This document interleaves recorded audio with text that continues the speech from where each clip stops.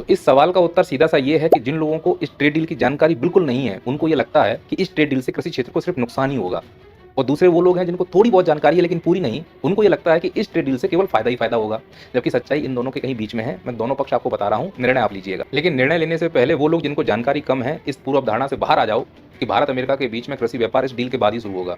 इस डील से पहले भी व्यापार होता था। अमेरिका निर्यात करता था भारत को फ्रूट्स, ड्राई फ्रूट, चेरी इत्यादि। अब इस डील के जो रिवाइज फ्रेमवर्क हैं, उसमें बहुत सी चीजें स्पष्ट कर दी गई हैं और कृषि के कुछ क्षेत्रों को पूरी तरह से सुरक्षित कर दिया गया है। तो भारत के किसानों को मुझे नहीं लगता उतना परेशान होने की जरूरत है। जो सुरक्षित क्षेत्र है मैं उनके नाम बोल देता हूँ, जैसे गेहूं, चावल, मक्का, चीनी, दूध डेयरी, पोल्ट्री, एथेनॉल, जीएम फसलें बाहर की गई हैं, दालें, सब्जियां और मांस को भी बाहर किया गया है। और दालों को तो जो रिवाइज फ्रेमवर्क है उसमें बाहर किया गया है, जो निश्चित तौर पर भारत को अंतर्राष्ट्रीय पटल पर एक टफ नेगोशिएटर के रूप में पहचान दिलाता ही है। साथ ही साथ डील में बराबर का दर्जा भी एहसास कराता है अमेरिका को। लेकिन जब बात उस मोर्चे की करते हैं जहां अमेरिका को अनुमति मिली है, तो चिंता बढ़ जाती है, खासकर भविष्य को लेकर। जो मोर्चा खोला गया है वो इस प्रकार से है: डीडीजीएस यानी पशु चारा, red sorghum, soybean oil, dry fruits, citrus फल, शराब, 150% ड्यूटी से बड़ी कटौती। तो कृषि के भविष्य को देखते हुए इन बिंदुओं पर चिंता होना स्वाभाविक है। लेकिन पार्टी के जो अंधभक्त हैं, जिन्हें मैंने व्हाट्सएप यूनिवर्सिटी के तथाकथित मॉनिटर नहीं कहा था, ऐसे लोग कुतर्क गढ़ेंगे आकर, अपने आप को सिद्ध करेंगे और हर हालत में सरकार का समर्थन करेंगे। और कुछ इस प्रकार से तर्क देंगे कि भारत में ऑडिबल ऑयल का हम आयात करते हैं, पाम ऑयल आता है, शरीर के लिए नुकसान करता है, उसकी आपूर्ति को काउंटर करने के लिए अमेरिका से हम सोयाबीन का ऑयल मंगाएंगे। क्योंकि भारत के प्रधानमंत्री ने लाल किले से खड़े होकर कहा था कि मोटापा बढ़ रहा है, उसका एक कारण है ज्यादा तेल खाना। हमारे देश के हर परिवार को चिंता करनी चाहिए।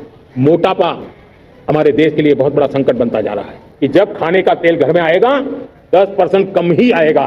तो अगर तेल कम खाएंगे हम, तो एक तो हम स्वस्थ रहेंगे, ऊपर से तेल खरीदने में हम जो पैसा खर्च करते हैं वो बचेगा, हमारा फॉरेक्स रिजर्व बढ़ेगा। इस प्रकार की बातें की जाएंगी। और यही बात वो मक्का से निकलने वाले एथेनॉल स्प्रिट को लेकर करेंगे कि केवल अगर हम स्प्रिट मंगाएंगे तो जो हमारा पेट्रोल पर 20% एथेनॉल मिलाने का सपना है वो आसानी से पूरा हो पाएगा, तो पेट्रोल हमें सस्ती मिलेगी। इस प्रकार का चूरन बेचेंगे। सुनने में बड़ा अच्छा लग रहा है, लेकिन व्यवहारिक कितना है? क्योंकि एथेनॉल वाला पेट्रोल तो बहुत समय से मिल रहा है। क्या हमें पेट्रोल सस्ता मिला? जमीन पर उतरना बहुत जरूरी है। तो भविष्य में इसके फायदे होंगे, कहा नहीं जा सकता, लेकिन नुकसान की गारंटी मैं दे सकता हूं। वो कैसे, समझो।